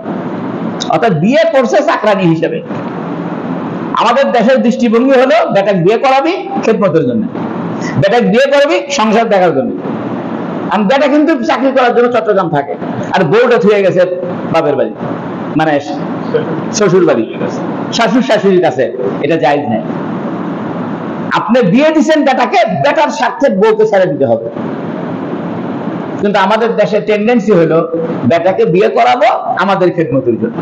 আপনার খেদমত আপনি আরেকটা বিয়ে করেন, আপনার বউ আসল আরেকটা বিয়ে করেন, আরেকটা করেন, আরেকটা করেন, 4টে বিয়ে করেন, সমস্যা নেই। আপনি বেটার বউ দিয়ে খেদমত দিবেন কেন? আর এই বেটার বউ দিয়ে খেদমত নিতে যাই তো দুনিয়ার ঝামেলা শুরু হচ্ছে। হচ্ছে কি হচ্ছে না? এটা জায়েজ নেই। তা আল্লাহ বলতেছেন, ওয়াতুহুম মা আনফাকু। দেখেন, ইসলাম যে সত্য, ইসলাম যে সঠিক, জুলুম করে না। এখান থেকে একটা মাসলা বের হলো, আপনি একজন কাফের আপনার কাছ থেকে টাকা পায়, সে আপনার শত্রু, ঘোরতর শত্রু, একদম আপনার বিরুদ্ধে যুদ্ধে নামছে, তবুও তার পাওনা টাকা শোধ করতে হবে। একথা বলতে পারবেন না, তুই তো আমার শত্রু, তোর সাথে এখন যুদ্ধ, অতএব আগে যে 5 লাখ টাকা পাইতি দিব না, চলবে না। লেনদেন, এটা মুসলমান হোক আর কাফের হোক, লেনদেন আপন জায়গায় থাকবে। এই ঘটনার পরে হাজার হাজার মক্কার মানুষ মুসলমান হয়ে গেছে। সুবহানাল্লাহ। মহিলারা আরব দলে দলে মুসলমান হয়েছে। মহিলার কাছে আমাদের তো লস নাই রে, মহারানা আবার পাচ্ছি। আবার পুরুষরা বলতেছে, আরে আমাদের বউ যারা চলে গেছে মদিনায়, ভাবছিলাম বউ তো গেছে, মহারানা শেষ। কারণ আরবে তো বহু টাকা মহারানা দিয়ে বিয়ে করতে হয়, আমাদের দেশের মতো না যে নাকফুল দিয়ে বিয়ে করলেন। আর মহারানা বানছিল 1,00,000 টাকা, ওই 1,000 টাকা দিচ্ছেন আর 1,00,000 টাকা সারা জীবনে দেননি। এটা চলবে না আরব দেশে। আপনি যা মহারানা বানছেন সব দিতে হবে। এই জন্য আরব দেশে মহিলাদের বিয়ে হওয়া মানে মহিলারা বড়লোক হয়ে যাওয়া। আরব দেশে একটা মেয়ের বিয়ে হওয়া মানে ওই মেয়ে কি হয়ে যাওয়া, বড়লোক হয়ে যাওয়া। আর পুরুষরা যখন আরব দেশে মেয়েদেরকে বিয়ে করে, তা টাকা দিয়ে বিয়ে করছে, আর ওই বউ তো মুসলমান হয়ে চলে আসছে, তাহলে বেচারার কষ্ট। ইসলাম বলতেছে, তাহলে এক কাজ করো, তোমরা যে বিয়ে করবে না এই মেয়েদেরকে, এই মহারানা দিয়ে ওদেরকে বিয়ে দিতে বলো। তাহলে এটা দ্বিপাক্ষিক চুক্তি। এখান থেকে একটা মাসলা বের হয়েছে যে ইসলামী রাষ্ট্র ব্যবস্থায় কাফেরদের সঙ্গে দ্বিপাক্ষিক চুক্তি বৈধ।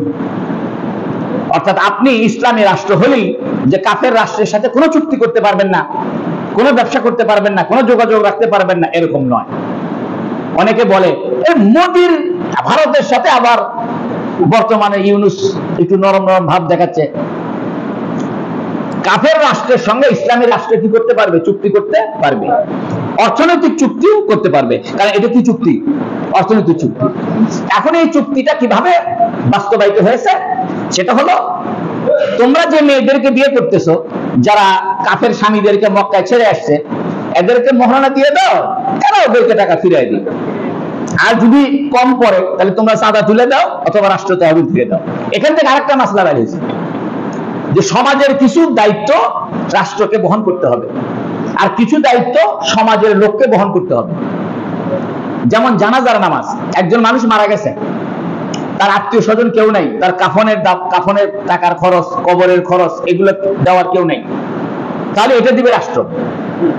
আর রাষ্ট্র যদি না দেয়, রাষ্ট্র গুনাহগার হবে, এবং এটা ওই এলাকার যারা জনগণ, এলাকার যারা তার প্রতিবেশী, তাদের উপরে ফরজ হবে ওই মৃত ব্যক্তির কাফন দাফনের টাকার ব্যবস্থা করা। এমনকি একজন মৃত ব্যক্তি যদি মারা যায়, অনেক ঋণগ্রস্ত হয়ে মারা যায়, এবং তার সম্পদ থেকে তার ঋণ পরিশোধ করা না যায়, তাহলে ইসলামী রাষ্ট্রের তহবিল থেকে তার ঋণ পরিশোধ হবে। যেমন হুজুর সাল্লাল্লাহু আলাইহি সাল্লাম যখন কারণ জানাজার ইমামতি করতেন, তখন কখনো জিজ্ঞেস করতেন, এই বেচারার কোনো ঋণ আছে? অনেকে বলতে, ইয়া রাসূলুল্লাহ ঋণ আছে। তো নবী বলতেন, এর কোনো আত্মীয় স্বজন আছে যারা ঋণ শোধ করতে পারে? তো যদি বলতো, ইয়া রাসূলুল্লাহ আত্মীয় স্বজন আছে, ঋণ শোধ করতে পারবে, তাহলে নবী বলতেন, আচ্ছা ঋণ শোধ করে দিও। আর যদি বলতো, ইয়া রাসূলুল্লাহ ঋণ শোধ করার কেউ নাই, নবী বলতেন, আমি মুহাম্মদ তার সব ঋণের দায়িত্ব নিলাম। এই হিসাবে আমাদের মসজিদের ইমাম সাহেবের এই দায়িত্ব নেওয়ার দরকার, ঠিক কিনা? এখন ইমাম সাহেবই তো বেতন আপনারা দিচ্ছেন 5,000, মানে ইমাম সাহেব যে মৃত ব্যক্তির ঋণ পরিশোধের দায়িত্ব কাঁধে নিবে, ইমাম সাহেবকে আপনারা সেই অবস্থায় রাখেননি। কথা বুঝছেন? আপনারা ইমাম সাহেবকে রাখছেন একদম পায়ের তলায়, বেতনে দিচ্ছেন কম, আবার নামাজের মধ্যে 2-4 মিনিট দেরি হলেও ঠাসি ঠাসি করছেন, আর একটু ভুলভাল দেখলে আরো, আর একটু 2-1 দিন যদি না আসে তা চাকরি থাকে না। তাহলে ইসলামী সমাজ কায়েম কোনোদিন হবে না। এখানে আল্লাহ পাক কাফেরদের সঙ্গে দ্বিপাক্ষিক চুক্তি বৈধ, অর্থনৈতিক চুক্তি বৈধ, লেনদেনের চুক্তি বৈধ এবং ইনসাফ প্রতিষ্ঠা করেছেন। এই ঘোষণা আসার পরে মক্কার হাজার হাজার মানুষ বলছে, কে মুহাম্মদ তো আমাদের উপরে জুলুম করতেছে না? আমরা মনে করছিলাম মুহাম্মদ আমাদের শত্রু, টাকা পয়সা মনে হয় আর ফিরে দিবে না, দেখতেছি না রে, মুহাম্মদ তো গুনে গুনে আমাদের টাকা শোধ করে দিচ্ছে, কারণ ওদের বউগুলো চলে আসছে।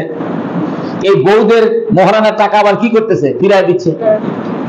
এবং কাফেরদেরকেও বলতেছে, আমাদের বউ যারা আছে সেই বউগুলোকে তোমরা বিয়ে করে নিবে, তো ওই বিয়ে যে করবে ওই বউদের মোহর টাকা আমাদেরকে আবার কি করো? ফিরায় দাও। এটা 3 ভাবে হয়েছে, ব্যক্তিগত পর্যায়েও হয়েছে, রাষ্ট্রীয়ভাবে হয়েছে এবং সামাজিক চাঁদা তুলেও হয়েছে। আল্লাহ বলতেছে যালিকুম হুকমুল্লাহ, এটা আল্লাহর হুকুম, অর্থাৎ আল্লাহর হুকুম ইনসাফপূর্ণ, বেইনসাফি কোনো হুকুম নাই। ইয়াহকুমু বাইনাকুম, তিনি তোমাদের মাঝে এই ফয়সালা করে দিলেন, এই হুকুম দিলেন। আল্লাহু আলিমুন হাকিম, আল্লাহ সব জানে, প্রজ্ঞাময়। আল্লাহ জানে এই ইনসাফের উপর থাকলেই মানুষ ইসলামে আকৃষ্ট হবে। এখান থেকে একটা মাসলা বের হয়েছে, মুসলমানরা যদি ইনসাফের উপরে থাকে তাহলে কাফেরদেরকে দাওয়াত দেওয়া লাগবে না, কাফেররা অটোমেটিক মুসলমান হবে। কিন্তু আমরা যে সঠিক লাইনে নাই, মুসলমানরা যদি সঠিক পথে থাকতো, ইনসাফের পথে থাকতো, আমলের পথে থাকতো, তাহলে মুসলমানদের আচরণ দেখে কাফেররা কি হতো? মুসলমান হতো। এখন আল্লাহ বলতেছে ফাইন ফাতাকুম শাইউম মিন আজওয়াজিকুম ইলাল কুফার ফাআকাবতুম ফাআতুল্লাযিনা যাহাবাত আজওয়াজুহুম মিছলা মা আনফাকু ওয়াত্তাকুল্লাহাল্লাযী আনতুম বিহি মুমিনুন। এখন আল্লাহ বলছে ফাইন ফাতাকুম শাইউম মিন আজওয়াজিকুম, তোমাদের বউদের মধ্যে কোন বউ যদি হাতছাড়া হয়ে যায় ইলাল কুফার, কাফেরদের কাছে, অর্থাৎ মুসলমানদের বউরা হাতছাড়া হয়ে গেছে কোথায়? কাফেরদের কাছে। ফাআকাবতুম, অতঃপর তোমরা তাদের উপরে আয়ত্ত পেয়ে গেছো। আয়ত্ত পেয়ে গেছো মানে যুদ্ধের কারণে ওই বউগুলো তোমাদের হাতে এসে গেছে। কথাটা ভালো করে শুনেন, মুসলমানদের বউরা আছে কোথায়? মক্কায়, কাফের দেশে। এখন এই কাফেরদের সঙ্গে মুসলমানের যুদ্ধ হচ্ছে, যেই যুদ্ধ পাচ্ছে মুসলমানরা জয়লাভ করছে, তো জয়লাভ করলে বউগুলোও তো জয়লাভের মধ্যে এসে গেছে, কত বউগুলো হাতে এসে গেছে। তখন কি হবে? তাই আল্লাহ বলতেছে ওয়া ইন ফাতাকুম শাইউম মিন, দেখেন আল্লাহ কত মহান এবং আল্লাহ কত ইনসাফের উপরে। দেখেন ফাইন ফাতাকুম শাইউম মিন আজওয়াজিকুম, যদি তোমাদের বউদের মধ্যে থেকে কেহ হাতছাড়া হয়ে যায় ইলাল কুফার, কাদের কাছে? অর্থাৎ তোমাদের বউরা কোথায় আছে? মক্কায় আছে। ফাআকাবতুম, অতঃপর তোমরা তাদের উপরে করায়ত্ত পেয়ে গেছো, অধিকার পেয়ে গেছো। কেমনে? যুদ্ধের মাধ্যমে। যুদ্ধের মাধ্যমে কি পেয়ে গেছো? বউগুলা পেয়ে গেছো। ফাআতু আল্লাযিনা যাহাবাত আজওয়াজুহুম, এখানেও ইনসাফ করতে হবে, কারণ তোমাদের বউরা তোমাদের হাতে এসে গেল, তারপরেও তোমরা তোমাদের বউদেরকে যে মোহরানা দিয়ে তোমরা বিয়ে করছিলে, ওরা যে করছে তাদেরকে টাকা দিয়ে দাও। দেখেন ফাআতু, দিয়ে দাও, আল্লাযিনা যাহাবাত আজওয়াজুহুম, ওই সমস্ত লোক যাদের বউরা চলে গেছে তাদেরকে যেমন তোমরা মোহরানা দিয়ে দিছো, মিছলা মা আনফাকু, তারা যেমন খরচ করেছিল সেই পরিমাণ। অর্থাৎ তোমাদের করায়ত্ত হয়ে গেলেও তারপরেও ওই কাফেররা যেমন তোমাদেরকে দিয়েছে তোমরাও তাদেরকে কি করতে হবে? আবার দিতে হবে। এরকম না যে যুদ্ধের ময়দানে আমরা বউ পেয়ে গেছি আর রক্ষা নাই, এই বউ তো পেয়ে গেছি, বউ তো কাফের, বউ কিন্তু মুসলমান হয়নি। তখন বলতে পারবে না এই বউরা তো আমাদের গোলাম হয়ে গেছে, কারণ বউরা তখন দাস দাসী হয়ে যাবে। যুদ্ধের মধ্যে যাদেরকে করায়ত্ত করা হবে এরা সব দাস দাসী হবে। তো এই কথা বলতে পারবে না এই আমাদের দাস দাসী আর কি দিব না, মোহরানা দিব না, তা করতে পারবে না। বুঝা গেল যুদ্ধের ময়দানেও ইসলাম ইনসাফের কথা বলছে। বাকি থাকলো ইসলামের দৃষ্টিতে দাস দাসীর অবস্থান কি, এটা আমি ভিন্ন একদিন আলোচনা করব, যখন এই কোরআন শরীফে দাস দাসীর কথা আসবে। এটা একটা জটিল আলোচনা এবং এটা সময় সাপেক্ষ আলোচনা। আমি ইনশাআল্লাহ আসে যাবে অল্প দিনের ভিতরেই কোরআন শরীফের ভিতরে দাস দাসীর আলোচনা আসবে, তখন আমি বলবো যে ইসলামের দাস দাসীর অবস্থান কি। ওয়াত্তাকুল্লাহ, আল্লাহকে ভয় করো, আল্লাযী আনতুম বিহি মুমিনুন, তোমরা যার প্রতি ঈমান এনেছো, যে আল্লাহর প্রতি ঈমান এনেছো, এই আল্লাহকে ভয় করো। অর্থাৎ তোমরা যুদ্ধের ময়দানে করায়ত্ত করলেও এই কথা কয়ে না এই বউ তো ধীরে ধীরে পেয়ে গেছি, এদেরকে আর কি দিব না, মোহরানা দিব না, তা হবে না। কি করতে হবে? এখন ওই যে পরীক্ষা করার কথা বলছে আল্লাহ, মক্কা থেকে যদি কোন মহিলারা ঈমান গ্রহণ করে মদিনায় আসে তাহলে তোমরা তাদের কি করবে? কি পরীক্ষা? এই কথা বলতেছে ইয়া আইয়ুহাল্লাযী নবী, হে নবী, ইযা জাআকাল মুমিনাত, যখন ঈমানদার মহিলারা আপনার কাছে আসবে, ইউবাইয়ানাকা, আপনার কাছে তারা বায়াত হতে চায়। কিসের বায়াত? আলা আন লা ইউশরিকনা বিল্লাহি শাইআ, আপনি তাদেরকে বায়াত করাবেন যে তারা যেন আল্লাহর সঙ্গে কাউকে শরীক না করে। এক নাম্বার বলেন তো কি? শরীক না করে। ওয়ালা ইয়াসরিকনা, তারা যেন চুরি না করে। 2 নম্বর। ওয়ালা ইয়াজনিনা, তারা যেন জিনা না করে, ব্যভিচার না করে, 3 নম্বর। ওয়ালা ইয়াকতুলুনা আওলাদাহুন্না, তারা যেন তাদের সন্তানদেরকে হত্যা না করে। অর্থাৎ আরবের মহিলাদের নিয়ম ছিল কন্যা সন্তান হলে কি করতো? হত্যা করতো। এটা যেন না করে। কটা গেল? 4টা। ওয়ালা ইয়াতিনা বিবুহতানি ইফতারিনাহু বাইনা আইদিহিন্না ওয়া আরজুলিহিন্না। 1 নম্বর হলো তারা যেন শিরক না করে। কি না করে?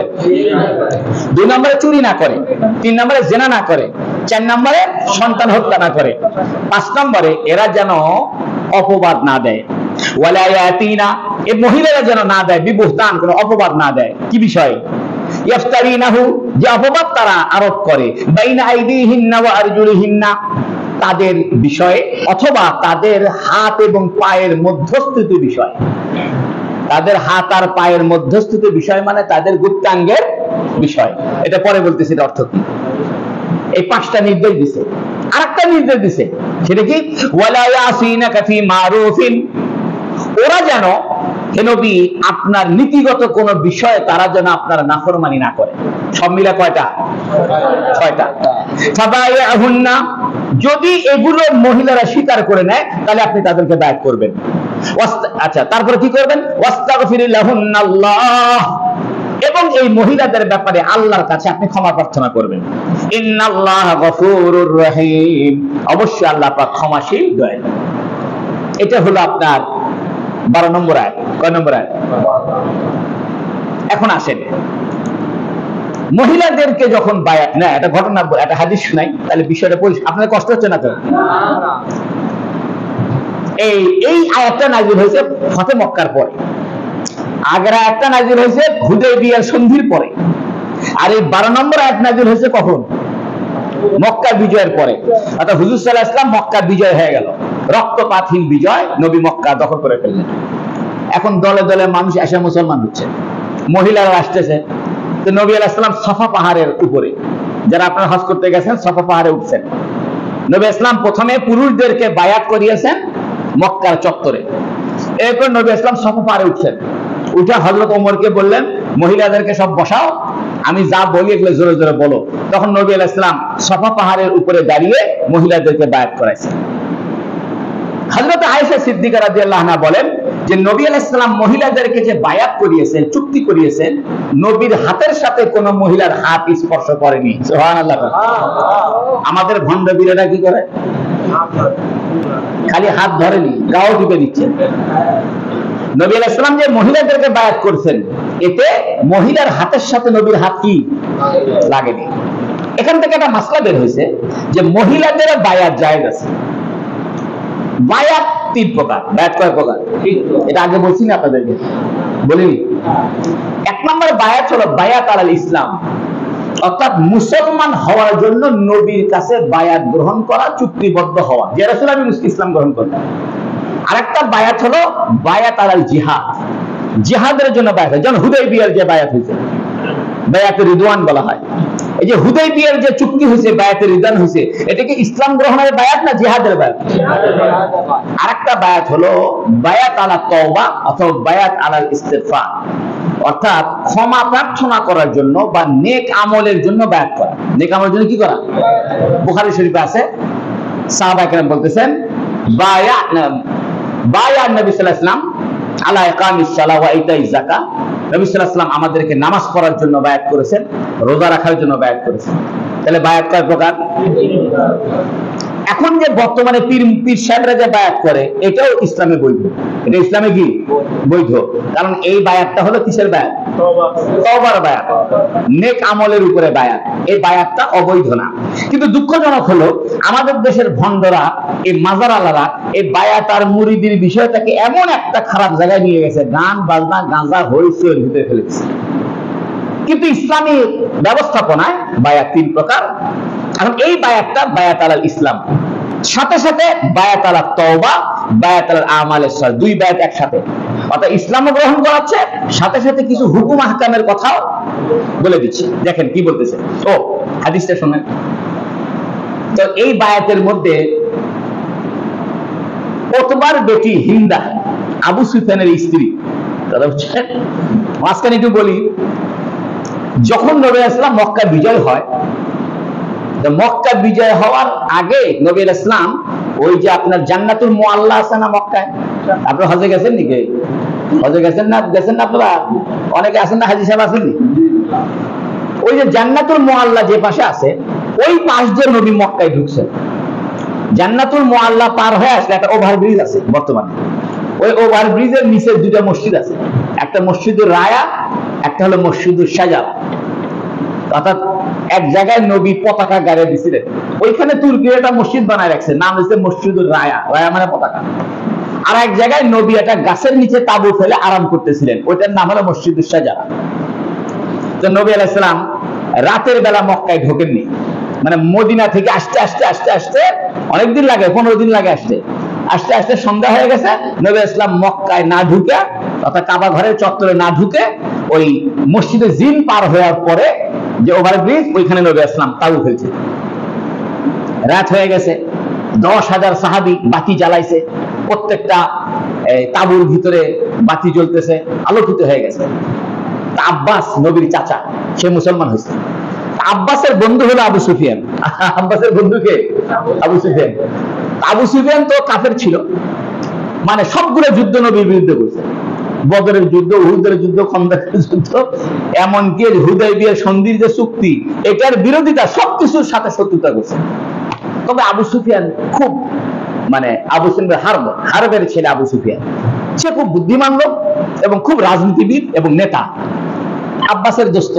আব্বাস করছে, বন্ধু, এই আবু সুফিয়ানকে বলতেছে, তোমার কি বিশ্বাস হয় না? তুমি কি বুঝো না মোহাম্মদ সত্যি নবী? আমার ভাইস্তা যে দ্বীনের দাওয়াত দেয়, এটা সঠিক, বুঝো না? আবু সুফিয়ান চুপ করে আছে। আব্বাস বলতেছে, দোস্ত, মোহাম্মদ যদি সত্যই না হয়, দেখো তো মোহাম্মদের ধর্ম মাত্র 13 বছরের মধ্যে কি অবস্থা হয়ে গেল।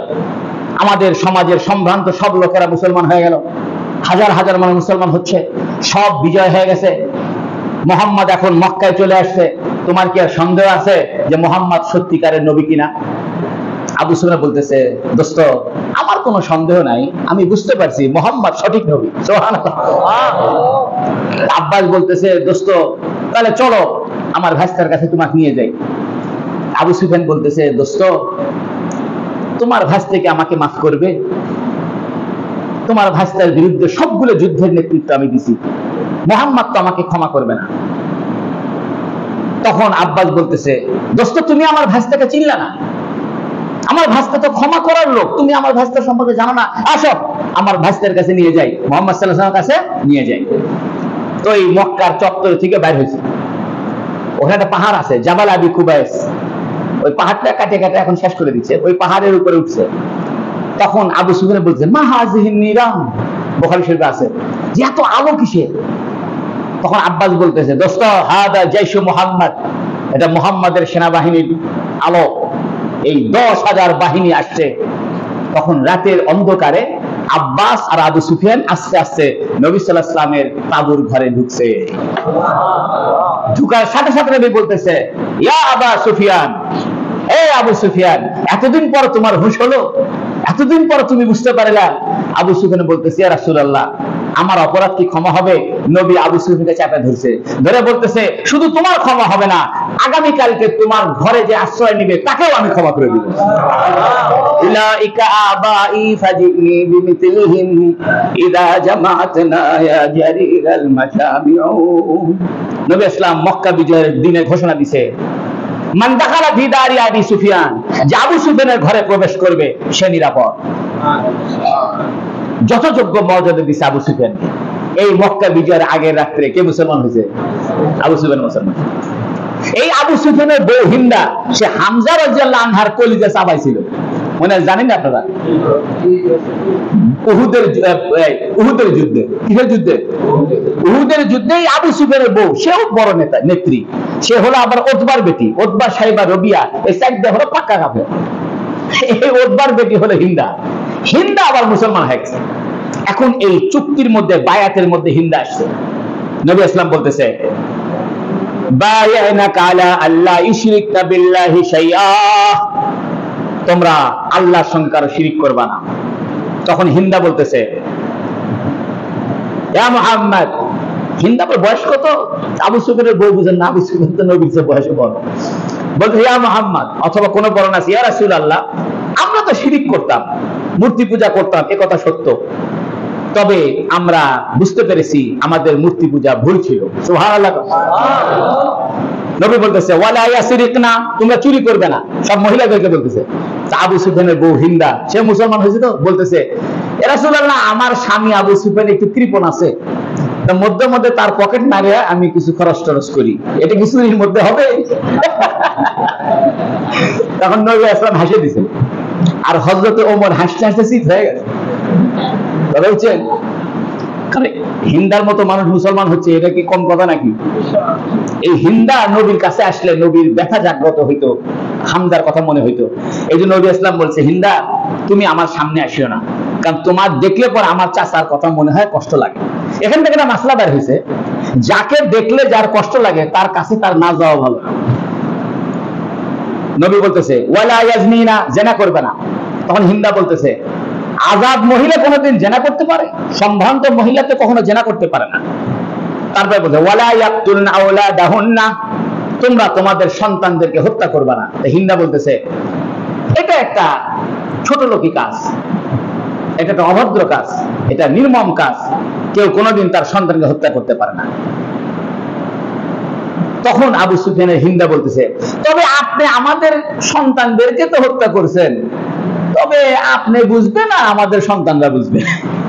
আর মানে হলো হানজালা রাদিয়াল্লাহু আনহু শহীদ হয়েছে, হানজালা ছিল আর ভাই, কথা বুঝছে? হিন্দার তো আত্মীয় স্বজন মারা গেছে, ইসলাম গ্রহণ করেও বদরের উহুদের যুদ্ধে মারা গেছে, আবার কাফের অবস্থাতেও কি মারা গেছে। তখন হিন্দা বলতেছে যে আপনিই তো আমাদের আর আমাদের সন্তানদের মাঝে হত্যার ব্যবস্থা করছিলেন। এটা একটু হাসির রসে বলছে, এই যে নবুও হাসে দিছে, আবার হযরত ওমরও হাসতে হাসতে শীত হয়ে পড়ে গেছে, মানে এত হাসি। এটা কিন্তু ক্লেম হিসেবে বলেনি, এটা বলতেছে এই জন্য যাতে হিন্দার প্রতি নবীর রাগটা প্রশমিত হয়। সুবহানাল্লাহ। এই যে বললো আমার স্বামী একটু কৃপণ আছে, আমি যে মধ্যে মধ্যে পকেট টকেট মাইরা সংসারে খরচ করি, অসুবিধা আছে? এই কথা শুনতেই নবী হেসে দিছে। হিন্দা চালাক আছে, হিন্দা চিন্তা করছে আমি তার চাচা হামজাকে হত্যা করেছি, এটার কষ্ট তো নবীর মনে আছে, তাহলে এমন কিছু হাসির কথা কই যাতে নবীর একটু মনটা ভালো। এখান থেকে একটা মাসলা বের হয়েছে যে স্বামীর পকেট মারা জায়েজ আছে কিনা। স্বামীর পকেট মারা যদি সে সংসারেই খরচ করে তাহলে জায়েজ আছে, আর যদি স্বামীর পকেট মারা সংসারে খরচ না করে বাপের বাড়ি পাঠায় তাহলে জায়েজ নেই।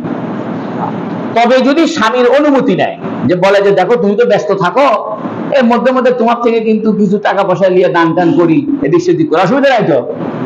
আচ্ছা করো, তাহলে সমস্যা নেই।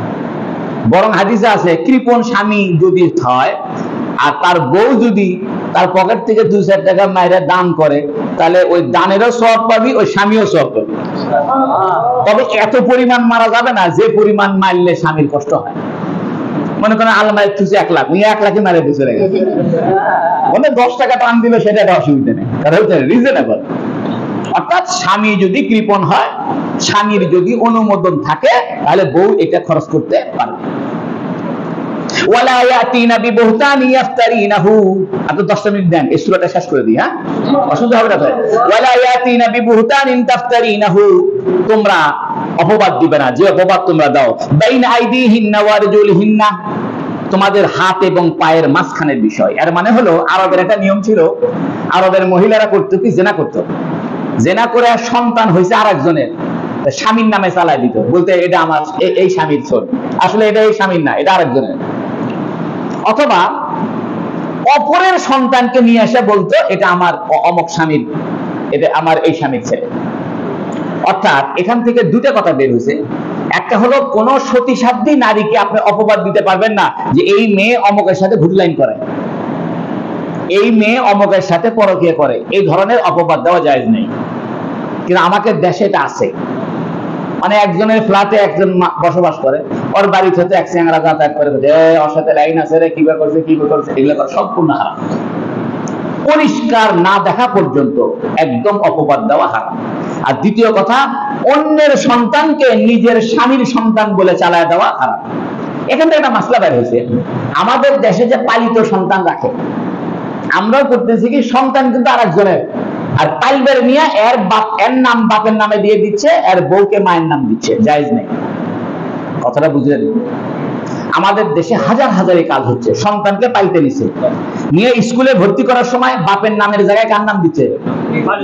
এই পালিত বাপের নাম দিচ্ছে। মায়ের নামের জায়গায় পালিত মায়ের নাম দিচ্ছে, হারাম। আপনি এই সন্তানের অরিজিনাল বাপের নামই দিতে হবে। এখন যদি বলেন যে সন্তান রাস্তায় কুড়ে পাওয়া গেছে, ডাস্টবিনে পাওয়া গেছে, তাহলে এটা সরকার জিম্মাদার হবে। এটা লেখা থাকবে, এই সন্তান ইসলামের সন্তান, ইসলামী রাষ্ট্রের সন্তান। অর্থাৎ ইসলামে আপনার সন্তানের বা বংশ পরিচয়ের ধারা অক্ষুণ্ণ রাখতে হবে। অরিজিনাল বাপকেই বাপের নাম দিতে হবে, অরিজিনাল মাকেই মায়ের নাম দিতে হবে। আর একটা সমস্যা কি জানেন? আমাদের দেশে করে কি, মেয়ে বাচ্চাকে পাইতে নেয়, নেওয়ার পরে এই মেয়ের বয়স 22-23 হয়ে গেছে, এই যে পুরুষটা পাইতে নিছিল এর সাথে এখন পর্দা করা ফরজ। বুঝলেননি? ছেলে বাচ্চাকে পাইতে নিছিল, ছেলে 22-23 বছর হয়ে গেছে, যে মহিলা পাইতে নিছে এটা মা না, এটা এই মেয়ের সাথে, এই মহিলার সাথে এখন পর্দা করা ফরজ, বিয়ে করা যায় আছে। তবে দুধ খাওয়াই দিলে আর সমস্যা নেই। যদি সন্তানকে পাইতে নেন কেউ, তাহলে সবচেয়ে উত্তম রাস্তা হলো, উত্তম না, এই রাস্তাই রাস্তা, সেটা হলো দুধ পান করে দিতে হবে, তাহলে আপনি দুধ মা হয়ে গেলেন। আর যদি ওই মহিলার দুধ না থাকে, তাহলে ওই মহিলার বোন তার দুধ পান করে দিবে। অর্থাৎ এমন আত্মীয়র দুধ ওই সন্তানকে পান করাতে হবে যাতে এই সন্তানের সাথে তাদের বিবাহ হারাম হয়ে যায়, দেখা সাক্ষাৎ জায়েজ হয়ে যায়। তাই বলতেছে, তোমরা তোমাদের হাত আর পায়ের মাঝখানের বিষয়ে অপবাদ দিও না। এখন 5টা কথা বললো, শিরিক করো না, কারণ মানুষের সবচেয়ে বড় গুনাহ শিরিক। শিরিকের বললে পরে বলতে চুরি করো না। শিরিক হলো, শিরিক করা মানে আল্লাহর হক নষ্ট করা, চুরি করা মানে কার হক নষ্ট করা? বান্দার অর্থনৈতিক হক নষ্ট করার নাম চুরি করা। আর জেনা করা বান্দার বংশধারার অধিকার নষ্ট করা হলো জেনা। দেখেন, চুরি করলে অর্থনৈতিক অধিকার নষ্ট হয়, টাকা পয়সা নষ্ট হয়, আর জেনা করলে মানুষের বংশধারার পবিত্রতা কি হয়? এই জন্য আল্লাহ বলছেন জেনা করো না। তারপর বলছেন হত্যা করো না। এর মানে হলো মানুষের সর্বোচ্চ সম্মান দাও। একটা মানুষ, সে জেনার সন্তান হোক, সে যে কেউ হোক, একটা মানুষ হিসাবে তার ইজ্জত ইসলাম তাকে দিয়েছে। খবরদার, কোনোভাবেই কোনো মানুষকে হত্যা করতে পারবে না। ওয়ালা ইয়াতিনা বিবুহতানিন ইফতারিনাহু বাইনা আইদিহিন্না ওয়া রিজলিহিন্না। তোমরা তোমাদের হাত এবং পায়ের মাঝখানের বিষয় অথবা তোমাদের নিজেদের বিষয়ে কোনো অপবাদ দিবে না, কারণ অপবাদ মানুষের ভিতরে শত্রুতা তৈরি করে, সামাজিক শৃঙ্খলা। তাহলে 5টা হুকুম, একটা হলো শিরিক না করা, অর্থাৎ আল্লাহর অধিকার রক্ষা করা, চুরি না করা, মানুষের সম্পদের অধিকার রক্ষা করা, জেনা না করা, মানুষের বংশধারার অধিকার রক্ষা করা, হত্যা না করা, প্রত্যেকটা মানুষের সম্মান রক্ষা করা, অপবাদ না দেওয়া, সামাজিক শৃঙ্খলা রক্ষা করা। কোন সমাজে যদি অপবাদ না দেয়, মানুষ কথা চালাচালি না করে, ওই সমাজটা শান্তির সমাজ হবে, ঠিক কিনা? লাস্টে বলে দিচ্ছে, ওয়ালা ইয়াসিনাকা ফি মারুফিন, হে নবী, ওরা যেন আপনার কোন নীতিগত বিষয়ে নাফরমানি না করে। এক কথা, অর্থাৎ ওরা যে ইসলামের বায়াত হলো, এরা যেন আপনার কথার নাফরমানি না করে, এক কথা, শেষ। এই জন্য বর্তমানে যে পীর সাহেবরা যে মুরিদদেরকে মুরিদ করে, তখন এই কথা বলে, চুরি করবো না, জেনা করবো না, অপবাদ দিব না, নামাজ পড়বো, এগুলো কয় না। আল্লাহ বলতেছে, হে নবী, ওরা যেন আপনার নাফরমানি না করে নীতিগত কোনো বিষয়ে। নবীর নীতিগত বিষয় অনুসরণ করতে বলতেছে, যদিও নবীর সারা জীবনটাই নীতিগত। কথা বুঝছেন কি? এটা বলে আল্লাহ বুঝতে চায়, নবীর ব্যাপারে নীতিগত বিষয়ের উল্লেখ করা হলো, তাহলে নবী ছাড়া অন্য মানুষের নীতিগত বিষয় না থাকলে অনীতিগত বিষয়ের কোন আনুগত্য নাই। সে তোমার বাপ হোক, রাষ্ট্রপ্রধান হোক, যে হয় হোক, এদেরকে আপনি বায়াত করাবেন, আল্লাহর কাছে এদের জন্য ক্ষমা চাইবেন। বোঝা গেল, বায়াত করার পরে ক্ষমা চাওয়াটা মুস্তাহাব।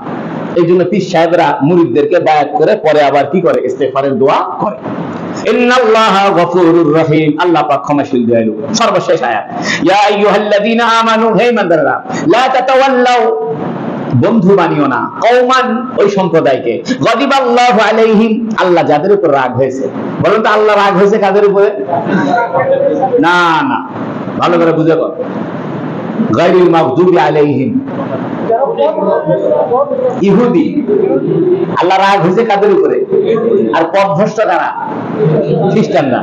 সূরা ফাতিহা শেষে আছে না, গায়রিল মাগদুবি আলাইহিম, আপনি তাদের উপর রাগান্বিত হননি, মানে ইহুদিরা, ওয়ালাদ-দাল্লিন, এবং তারা কি হয়নি? পথভ্রষ্ট হয়নি। তাহলে পথভ্রষ্ট এরা হলো খ্রিস্টান, আর আল্লাহ রাগ হয়েছে কাদের উপরে? তাই বলছে ইয়া আইয়ুহাল্লাযীনা আমানু, হে ইমানদাররা, লা তাতাওয়াল্লাউ কওমান গাদিবাল্লাহু আলাইহিম, তোমরা তাদের ওই সম্প্রদায়কে বন্ধু বানাবা না আল্লাহ যাদের উপর রাগ হয়েছে, অর্থাৎ ইহুদিদেরকে। ওই যে সূরার শুরুতে আছে হাতে বিন আবি বালতা বন্ধু বানাইছিল মহিলাকে চিঠি দিয়া, কাদেরকে? কাফেরদেরকে। আল্লাহ তাদের কথা বলছে। ওয়াদিয়াইসু মিনাল আখিরাহ, এরা তো আখিরাত থেকে নিরাশ। অর্থাৎ যারা কাফের ইহুদি, এরা আখিরাত থেকে নিরাশ, অর্থাৎ আখিরাতে এদের কোনো কিছু নাই, অথবা আখিরাতের আশায় ধান্দাই তাদের নাই। দুটো অর্থ, একটা হলো আখিরাতে এরা কিছু পাবে না, আখিরাতে নিরাশ, দুনিয়াতেই পাবে। আর একটা হলো এরা আখিরাত সম্পর্কে এদের কোনো ভয় ভীতি নেই। তাই বলছে কামা ইয়াইসাল কুফফারু মিন আসহাবিল কুবুর, যেমন কাফেররা নিরাশ, মিন আসহাবিল কুবুর, কবরবাসী কাফেররা, অর্থাৎ কবরে যে কাফেররা গেছে এরা নিরাশ, সব কিছু নিরাশ হয়ে গেছে, সব হাতছাড়া হয়ে গেছে, এরা আর ফিরে আসতে পারবে না, কিছু কামাই করে নিতে পারবে না। এটা অর্থ।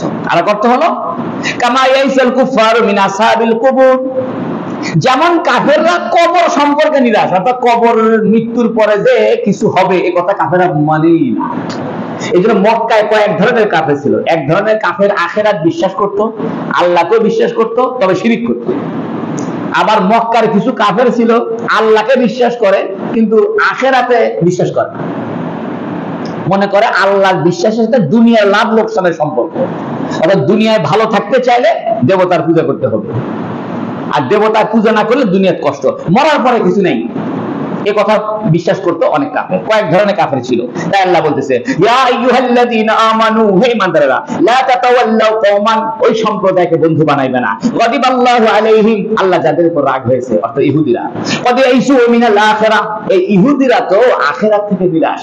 এটা দুটো অর্থ, একটা হলো আখিরাতে আর কিছু পাবে না, আর একটা হলো আখিরাতের ধান্দাই এদের অন্তরে নাই, দুনিয়া দুনিয়া করতে করতে আখিরাতের চিন্তা এদের মাথা থেকে আউট হয়ে গেছে। কেমন? কামা ইয়াইসাল কুফফারু মিন আসহাবিল কুবুর, যেমন কবরবাসী কাফেররা নিরাশ। এটারও দুটো অর্থ। একটা অর্থ হলো কবরবাসী কাফেররা কবরে যাওয়ার পরে সব হারায় ফেলছে, আর একটা হলো কাফেররা যেমন কবরের জগৎ সম্পর্কে নিরাশ, অর্থাৎ কবরের জগৎ সম্পর্কে উদাসীন। আল্লাহ রাব্বুল আলামিন সূরা মুমতাহানা শেষ করার তৌফিক দান করে বলুন আমিন। আগামীতে ইনশাআল্লাহ সূরা সফ হবে। কোন সফ? সূরা সফ। আগামী মাসের দ্বিতীয় জুমার দিন। কয় তারিখ হয়? সে অক্টোবরের দ্বিতীয় জুমা। কয় তারিখ হয়? 11 তারিখ হয় না? কয় তারিখ হয়? 11।